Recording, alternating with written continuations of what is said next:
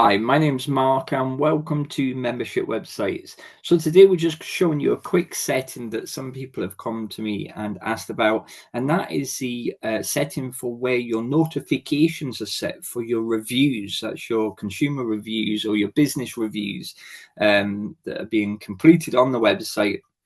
How do you set up the notifications for that?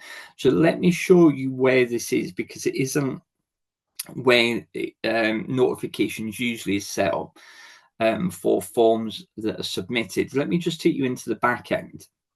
So we're going to go to interactions and we're going to go to member reviews. And then you'll notice at the top right hand corner just here, we've got member review settings. So if you click on there, then you will see the settings come up for your reviews. So these are for, some of these settings apply to your reviews search page, because you actually have a URL under your website /reviews where all your reviews list in the same way that your businesses list in the search results.